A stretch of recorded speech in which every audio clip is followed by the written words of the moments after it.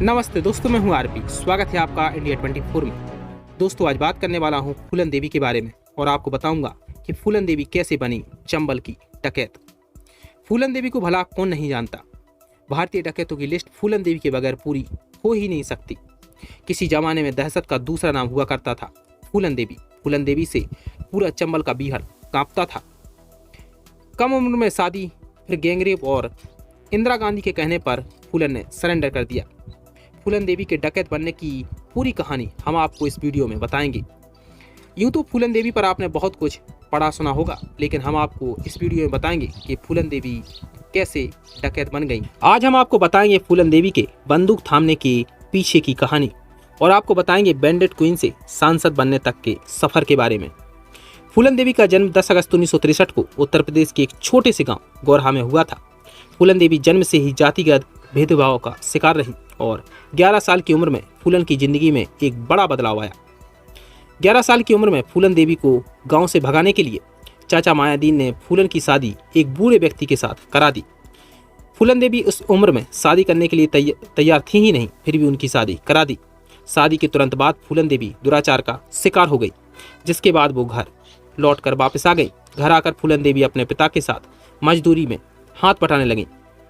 महज 15 साल की उम्र में फूलन देवी के साथ एक बड़ा हादसा हो गया, जब गांव के ठाकुरों ने उसके साथ बलात्कार किया। इस घटना को लेकर फूलन न्याय के लिए दर दर भटकती रही, लेकिन कहीं से न्याय नहीं मिला। इसके बाद बंदूक उठाने का फैसला किया और वो चंबल की डकैत बन गई। फूलन देवी के साथ यह हादसा यहीं खत्म नहीं हुआ। इंसाफ के लिए दर दर भटकती इस महिला के गाँव में कुछ डकैतों ने हमला किया और फूलन देवी को उठाकर ले गए। इसके बाद फूलन के साथ कई बार रेप हुआ। यहीं से बदली फूलन की जिंदगी और फूलन की मुलाकात हुई विक्रम मल्लाह से। फिर दोनों ने मिलकर डाकुओं एक अलग गिरोह बना लिया। फूलन के साथ हुए हादसे को फूलन भुला नहीं पा रही थी। उसके दिल में आग धधक रही थी। फिर फूलन ने अपने साथ हुए गैंगरेप का बदला लेने की ठान ली और साल 1981 में 22 सवर्ण जाति के लोगों को एक लाइन में खड़ा करके गोलियों से भून दिया। इसके बाद पूरे चंबल में फूलन का खौफ पसर गया। सरकार ने फूलन को पकड़ने का आदेश दिया, लेकिन उत्तर प्रदेश और मध्य प्रदेश की पुलिस फूलन को पकड़ने में नाकामी रही। बाद में तत्कालीन प्रधानमंत्री इंदिरा गांधी की ओर से साल 1983 में फूलन देवी को सरेंडर करने को कहा गया, लेकिन फूलन ने मान लिया, क्योंकि यहाँ फूलन के साथ मजबूरी थी कि उसका एक साथी विक्रम मल्लाह पुलिस मुठभेड़ में मारा जा चुका था। ऐसे में फूलन देवी के पास दूसरा कोई विकल्प था ही नहीं। फूलन ने यूं ही सरेंडर नहीं किया था। उसने सरकार के सामने शर्तें रखी थी। उसने शर्त में कहा था कि उसके सभी साथियों को मृत्यु दंड नहीं दिया जाना चाहिए। फूलन की अगली शर्त थी कि उसके गैंग के सभी लोगों को 8 साल से अधिक की सजा नहीं होनी चाहिए, तभी वो सरेंडर करेगी। और इन शर्तों को सरकार ने मान लिया और फिर फूलन देवी ने सरेंडर कर दिया।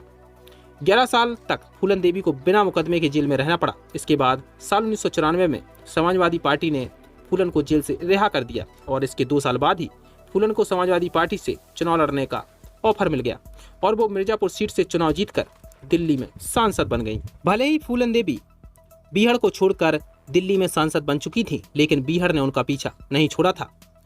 साल 2001 फूलन देवी की जिंदगी का आखिरी साल रहा। इसी साल खुद को राजपूत गौरव के लिए लड़ने वाला योद्धा बताने वाला शेर सिंह राणा ने दिल्ली में फूलन देवी के आवास पर उनकी हत्या कर दी।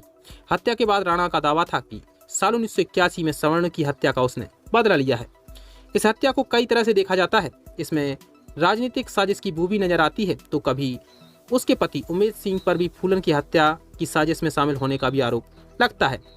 फूलन देवी पर एक फिल्म भी बन चुकी है जिसका नाम है बैंडेड क्वीन, जिसे शेखर कपूर ने डायरेक्ट किया था।